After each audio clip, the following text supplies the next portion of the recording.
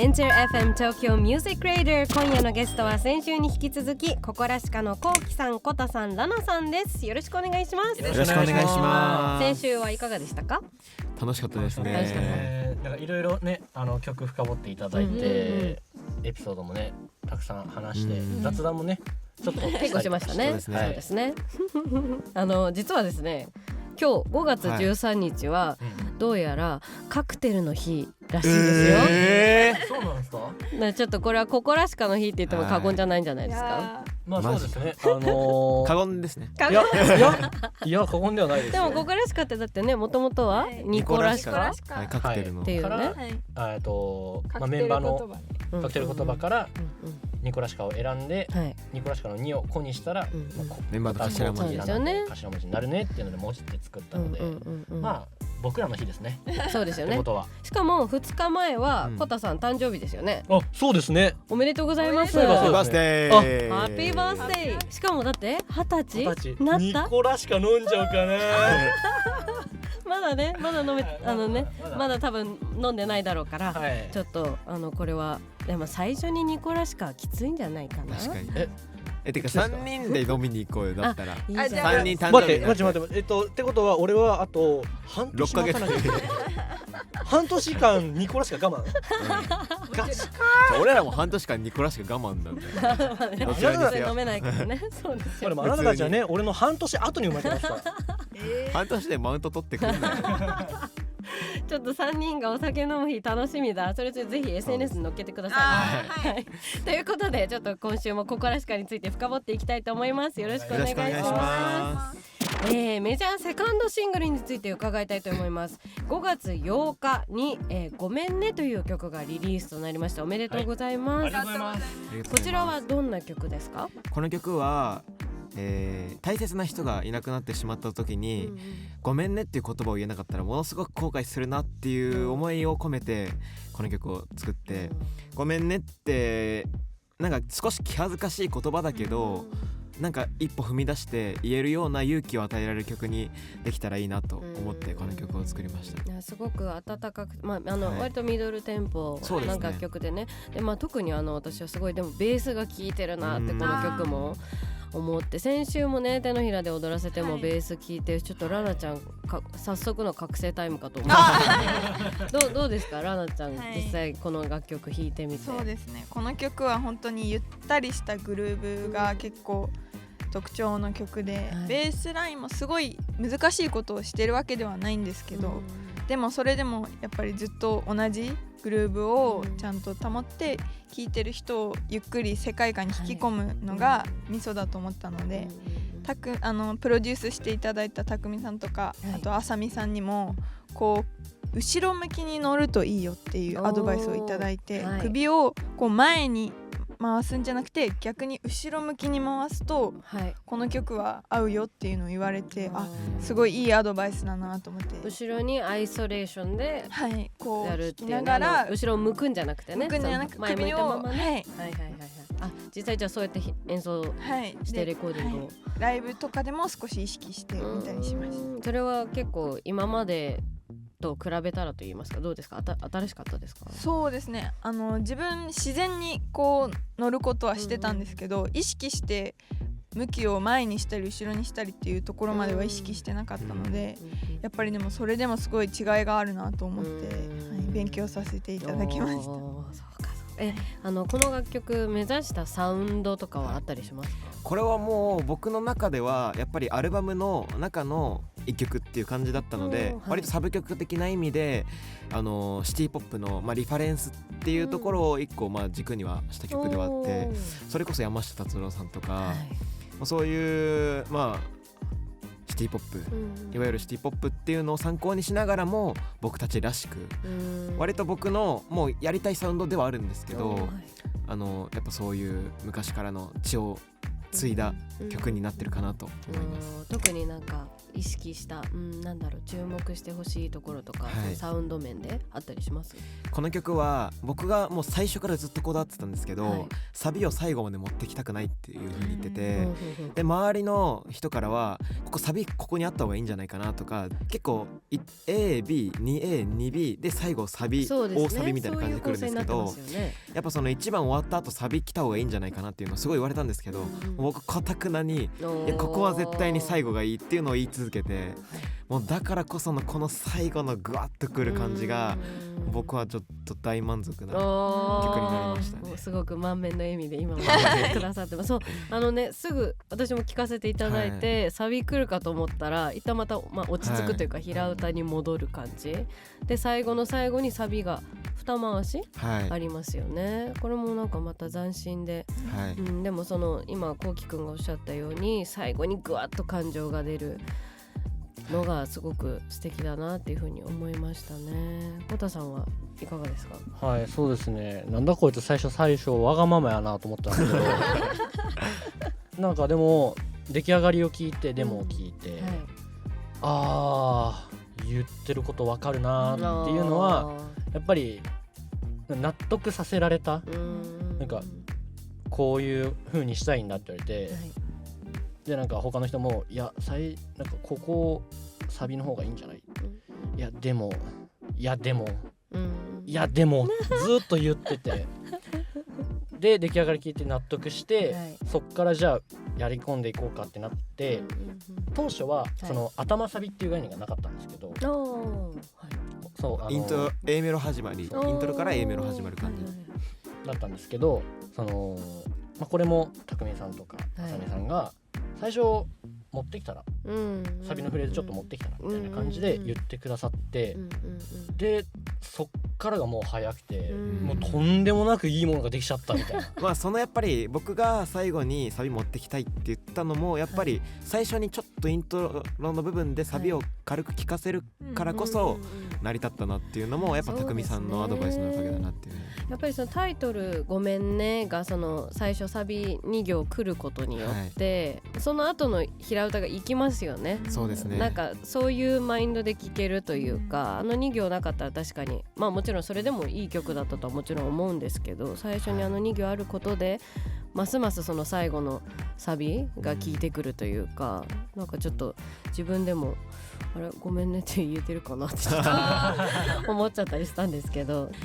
さっきラナちゃんこの曲も匠さんと共同作業だというふうにおっしゃいました。どんななんか指示とかアドバイスとかあったりしました？そうですね。でもこれはダイナミクスがやっぱりその大事っていうのもやっぱり言ってくださってて、僕の中でも最初ちょっと落ち着き目から入って、でだんだん上げてって、で大サビとかでバコーンと爆発するみたいな感じが、ベストって自分で思ってたんですけど、そこにさらに加えて、もはや最初めっちゃ抜いちゃっていいんじゃないかってぐらい、その金物というか、フィルをちょっとシンプルにして、で手数ちょっとずつ増やしていって、もう最後の方ではもう逆に歌にかぶせるぐらい、もうドカンといっちゃえ、歌にかぶせるぐらい、っていうのはやっぱりその大サビっていう部分で、気持ちの爆発とガッといっちゃえっていう部分がそうですね、ありましたね。アドバイスとして、アドバイスではないんですけど、もう匠さんが結構僕らのことをなんか僕らが言うのがあれですけど、なんかちょっと気に入ってくださってて、なんかすごいサウンド的にも本当にめっちゃいい曲だねっていう風に言ってくださってて、それでもうこの曲も割と僕が出したデモをそのまんまプラスアルファでアレンジしてくださって、でもう完成した作品をみんなで聴いてた時に、もうこれアルバムの1曲だけじゃもったいないよねって話になって、5月8日にもシングルとしてもデジタルリリースすることになってっていう感じで、もうそういう意味でも匠さんはすごいお世話になって気に入ってくださって、ライブにも来てくださってみたいな感じで。嬉しいですね、はいまたここらしかのね新たなページを開くための大きなエッセンスをくださったんですね、そうですね。そうか、いやちょっとますます楽しみになってきますね。はい。実際レコーディングしてみてこの曲はそのボーカルとしてはどうでしたこうきさん？この曲はそれこそやっぱりゆったりとした歌い方の中にもやっぱり羽の感じが必要なのそうで、すねそのグルーブがちょっとこの曲も難しくて、結構苦戦はしたんですけど、はいそれこそ乗り方だったり、言葉のニュアンスの付け方だったり、あと結構サビのところで高くなるんで、はいはいはい、僕が割とちょっと苦戦するような高さではあったので、そこら辺をもうなんとか歌い頑張って歌って、逆にその必死さも含めていい歌が取れたかなっていうそう思います。思ってます。ごめん最後のねサビの最後か2行目のところ、あそこでってその上がるところ、なんかその柔らかさっていうのかな、その苦戦はしたって今おっしゃってましたけど、そこまでそのこうきさんのいい声で鳴っていてからのあそこが逆にすごく繊細だからこそ、ごめんねっていう気持ち伝えなきゃっていう、なんかそこをなんかかきたてられる瞬間うまって思いましたうまって思いましたね。あえてそこをなんかね、張る人もいるかもしれないけど、あえて繊細さっていうのがすごく効いてくるっていう風に聞いていて思いました。ありがとうございます。じゃあちょっと曲にちなんで聞きたいんですけど、メンバーそれぞれごめんねって言いたい人はいますか？恥ずかしいねでも言わないとこの曲書いたんですから。そうですよね。そうだなメジャーデビュー言えなかったお母さんにはごめんねは言うべきだちゃんと謝って。それはいや謝ってないな先週だってこれは俺は悪くないとかって言ってましたもんね。いや反省はしてないです。反省はしてない。お母さんにねメジャーデビュー告げてなくて、ワンマンの発表の時にお母さんも知ったっていう、でもそうだな、ママに謝っとくかこの場ではい、ママごめんなさいそうですね、なんかもういろいろ僕のしたいことだったりとか、結構無理やり連れ回してるというか、引きずり回してるんで、お母様をそういう部分に関しても、ごめんなさいって思うし、何より生活リズムが整ってなくてごめんなさい確かにお母さんちょっと大変かもしれないですね、それはね心配になっちゃう。夜中までねゲームして騒いでるんで、騒いでんのはさ改善できるだろうもうちょっと静かにやろうよ。多分寝れないと思うんですけど、いつも本当それはごめんなさいと思ってはいるんで、これからもゲームさせてください。だそうです。お母様はい、お願いします。大丈夫かこれは。じゃあコタくんの健康だけちょっと心配なのでね、そこだけねちょっと。そうですね、整体は行きたいですねその前にコーラの量ちょっと減らしてみます？こういう量になるよ、そこばっかりはでも許してほしいかなちょっと一旦様子を見ましょう。コタくんのそこの関してはね。こうきくんはどなたかいらっしゃいますか？僕はなんか実家暮らしなんですけど、まだで、それでちょっとこれやっといてって言われたことがあったんですけど、ちょっと忘れちゃって、ちょっとママにごめんを。みんなご両親に実家暮らしなんですよそうね。やっぱ身近な謝る人といえばそっか親ですね。親御さんにねごめんねっていうことです。ごめんねにありがとうも付け足しておきましょうね、皆さんね。ありがとうございます。ありがとうございます。5月21日リリースメジャーファーストミニアルバムフリードム、おめでとうございます。ありがとうございます。全8曲収録ということですけれども、どんな作品になりましたか？この曲は僕たち割とシティポップを軸にはしているんですけれども、その枠にとらわれずにどう僕ららしくかつどう分かりやすく伝えられるかっていうのをテーマにしていて、で高校卒業してこの1年っていう作成期間だったんですけど、やっぱり僕らのまだ確立されてないなんか音楽性っていう中でいかになんかいろんなチャレンジができるかっていうところを突き詰めた、なんか僕らの初々しい一面が見れる作品になっていて、なんかもちろんこれからさらにブラッシュアップはしていくんですけど、これはこれとして超えられる作品はまたできるかわかんないんじゃないかなみたいな、今だからこそできる、っていう作品になれたかなと思います。フリードムもじゃあそこからタイトル、そうですね、そこから来てますね。なんかそれこそなんかタイトル決めるってなった瞬間に、なんかどうするみたいな話になって、なんかそのアルバムを見通しての曲のリリースじゃなかったというか、そのそういやなんかアルバムそっか出すのかっていうのがそこで改めて思って、でなんかテーマとかもそこまで決めてなかったなっていうのもあったし、まだ分かんない中で制作してたのがやっぱすごい最初の最後の花火あたりからすごいあったので、っていうのでまあいろいろ自由にその後期が作ってくる曲に対して僕たちが肉付けしていくっていう作業に対してのまあ自由さというか、まあいろいろな方面があるよっていうのをまあこのアルバムで示せたらなっていうのでこのタイトルにできた部分はあります。本当に今のここらしかだから生まれた8曲、それぞれどんな曲が収録されてるんですか？それこそ僕らのなんかチャレンジしていくいろんな模索していく姿が聴ける曲たちが揃ってるんですけど、僕の中では割とここらしかの断片的な一部だと思っていて、その中のいろんな僕たちが見れる曲だなと思っていて、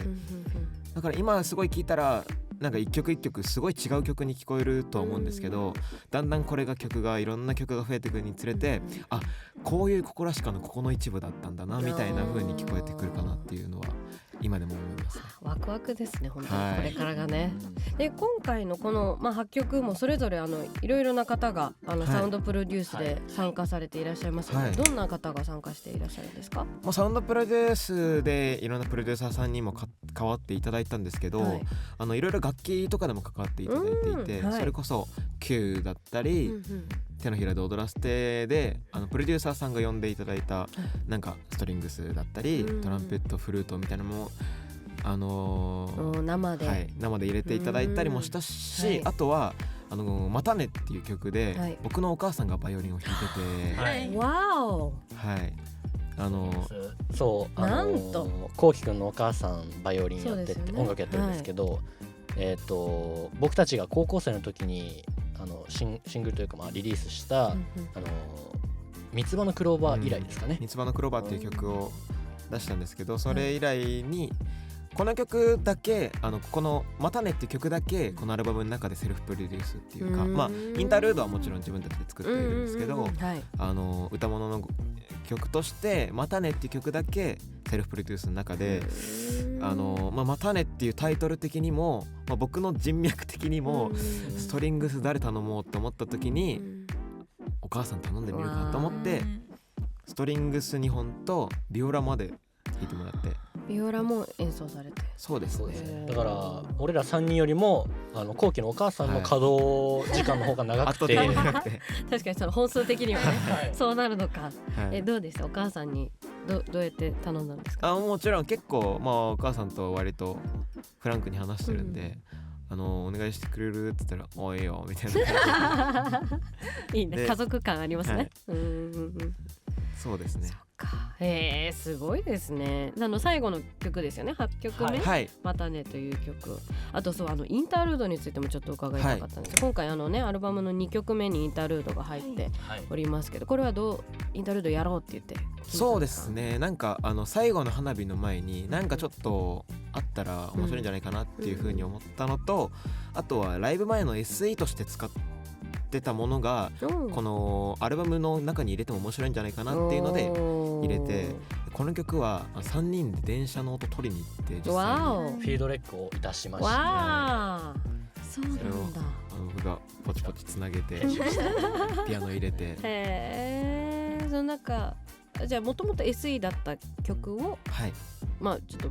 ブラッシュアップというか、その電車の音も入れたりして、そうですねっていうことですよね。それはじゃあその SE か、まず SE を作るってなった時はどういうふうに考えて構築してたんですか？僕が結構ライブの時も、音源についてもそうなんですけど、やっぱその起承転結っていうか、つながりを意識するっていうことがすごい多くて、なのでやっぱ SE の時になんかそのまま次の曲にスッて入って、もうなんかお客さんの気持ちが途切れる前に流れでつなげていきたいっていう思いがすごいあって、なので最後の花火の前に最後の花火1曲目にやるとして、その SE を作ろうっていうのが最初でした。そこから始まったんですね。そうですね。その後期が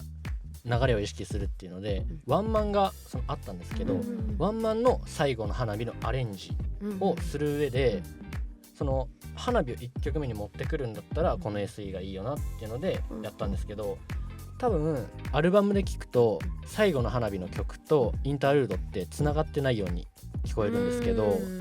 まあキーは一緒だし似てはいるんですけど、ただそのライブに来ることによってこのインタールードってこういう意味があったんだっていうその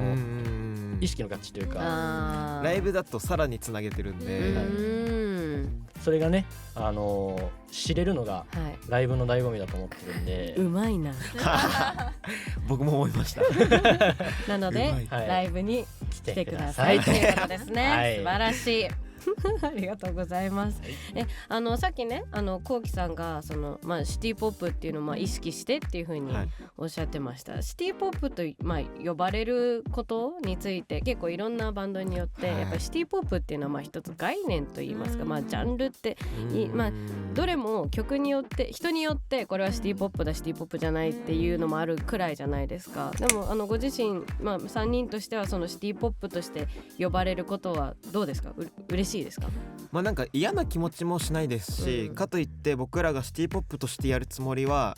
なんか半々ぐらいの気持ちでいて、もちろんシティポップ大好きなので、嬉しい気持ちもあるんですけど、やっぱり僕らとしてはもう僕らのサウンドを作りたいっていう思いがすごいあるので、シティポップ好きな人に聞いてもらって、なんだこのシティポップはって思ってもらえたら最高かなっていう。一番いいですね。確かにそうですね。お二人もそうですかね。はいはい、いいですね。こうきくんが説明してくれたからね。そうですね。でもやっぱり今ってそのシティポップのくくりやっぱすごい広い、おしゃれだったらもう全部シティポップみたいな風潮がやっぱりあって、僕もその正直シティポップなのか、ネオソウルなのかみたいな、そこの部分のやっぱ曖昧さみたいなのが今はやっぱりあるので、そういう部分でやっぱりシティポップって枠でくくられるよりも、ここらしかのポップス、ここらしかのサウンドって言われた方がやっぱりとても嬉しいし、かといってシティポップ好きがこっちに来てくれるっていうのもすごい嬉しいので、そこの層の見極めというかがすごく難しくもあり、ただシティポップ好きな人は多分僕らのこと好きなんで、そういう部分ではシティポップでもいい難しいところですよね。やっぱりシティポップって何なのっていうのがちょっと今曖昧になってきてるのもあるので、なんかいわゆるシティポップって言ったら最近のおしゃれ系ねってなるのはちょっと悲しい気持ちはあるんですけど、もっと分析していきたいところですよね。っていう感じですかね。でもやっぱりシティポップって呼ばれるのも別にもちろんいいけれども、ちゃんとここらしかとして見てほしいっていうことですね。そっか。今後の目指すバンドの形、ズバリありますか？もともと僕らはもちろん売れたいっていう気持ちもあるし、だけどやっぱり続けていくことを大事にしたいなっていうふうに思っていたんですけど、最近はちゃんと目標を立てて、もう一生懸命そこにがむしゃらに走り抜いていこうっていう気持ちもすごいあって、そういう意味で最近は、やっぱ武道館じゃないっていう話をしています。素晴らしい。っていうのもこの間ね、トークショーがありまして、プロデューサーの安本さん、そのプロデューサーさんの安本さんとトークショーのイベントがあったんですけど、その時に目標って何なのって聞かれて、で僕たちもともと最初は音楽を続けることっていう風に、ずっと言ってたんですけど、それじゃあもったいないって言ってくださって、やっぱり野望がないと、なんかそれに至るまでのなんていうの、楽しみというか、そういう部分がやっぱり薄れちゃうし、っていうので、君たちにはその野望とか目標を持ってほしいって言われて、3人で確かになって思いました。先輩の助言素晴らしいですね。3人でね、そのワンマン終わった後、めっちゃ話し合いをして、どうするみたいな話し合って、目標も決めようよじゃあというので、一番手前って言ったらあれですけど、とりあえず大きい目標武道館っていう風にぱり売れることも難しいけど、やっぱりでも僕は続けていくことが本当に難しいと思ってるので、そう思います、なのでやっぱりなんか3人が楽しく続けていけるっていうのはもう大前提な上で、もう野望を持って時にはぶつかってもう頑張っていきたいなっていう思いでいますね。3人が気持ちよく続けていくことが大事って3人がそれぞれ絶対に思っているなら、多分どんな目標を掲げても、そこは最優先にできるから、すごくいいなんて言うんだろう、サイクルがバンドの中で生まれていくんだろうなと思って、ななちゃんズバリ何年後ですかね、武道館。武道館は私は絶対言ったらあかんで。3年後。でもなんかね、この最初私が1年後って言ったのか1年後って目標、いや目標は大事無理とか言いたくない、安本さんにそれこそ、まあそういう目標とか夢は大きく持つ分には別に全然いいって、大きく夢を持ってそこに頑張るのはいいことだっておっしゃってくださったので、私もやっぱりじゃあ1年後にそれぐらい大きいアーティストになりたいっていうその心構えでそう言ったんですけど、2人にいやちょっと現実的に考えてさ、なんかすごい言われてこれは1個いいですか。どうぞどうぞ、こう聞く。僕はやっぱりそのあくまで自分たちの音楽を突き詰めた上で登っていきたいんですけど、そこはやっぱり時間かかるなと思っていて、売れに行こうとしたら売れに行く音楽になっちゃうんで、やっぱあくまでも僕らの音楽として地道にでも頑張っていく上でやっぱ大きな目標を目指したいっていうのがあったり、あとはやっぱりもう最近 SNS の時代で、もうパッて伸びちゃったらすぐ廃れてっちゃう時代なので、もうそこを気にせずにあくまでサウンドを自分たちのものを追求するっていう上で大きな目標を望みたいっていうので、ちょっとそれは売れに行き過ぎじゃないっていうので思っただけなんで、真面目な回答だった。ただでも大きい目標を持つのはすごい大事だと思ってるんで、気持ちはめちゃくちゃわかるんですけど、っていう上でのじゃあ3年をめどにですね、進めていくっていうことですね。じゃあリスナーの皆さん、まずこの3年注目していきましょう。ここらしかね。お願いします。ありがとうございます。ありがとうございました。いやちょっと早いもので、もうお別れのお時間ですよ。早いですね。いや楽しかったですね。ちょっと共有したみたいな。すごく楽しかったです。めっちゃ楽しかったです。何かお知らせありますか？はい、こちらですね、先週に引き続きなんですけれども、ライブ情報と、あとインストアの情報が解禁されまして、そちらの情報はすべて各種 SNS やココラシカのホームページに載っておりますので、よければねGoogle や Safari でココラシカと検索してヒットしましたら、そちらの方チェックよろしくお願いいたします。加えて、5月21日にですね、フリーダム僕たちのミニアルバムが、リリースされますので、そちらもメジャーファースト、よければそちらも、お手に取っていただけると、でなんかねお手に取っていただくとなんかあるんでしたっけ？初回限定でね、いろんなイベントだったりグッズだったりが手に入るので、わお、なんかね楽しいんだね。大丈夫？いややめて。大丈夫？いろいろじゃあそういう特典なんかもついてくるということですね。じゃあ皆さんこの5月21日リリース、メジャーファーストミニアルバムフリーダムよろしくお願いします。お願いします。はい、そしてなんといってもですね、3人がそれぞれ SNS でですね、ちょっと俺 SNS 苦手だけど頑張んなきゃってつぶやいてた人もいたりしたのでね、ちょっとこれからだんだんね、露出が増えていくんじゃないかと思いますのでインスタライブとかもやってるもんね。やってますね。チョックですね。やってるよね。こうきくんはねマニキュア塗り直したり、そうやだもうなんかね、30分ぐらい頑張って一人で喋って苦手だけどチャレンジして。俺見逃したんだよなそれ。俺もめっちゃ見たかった。私ちょっと見ました。本当ですか？恥ずかしい。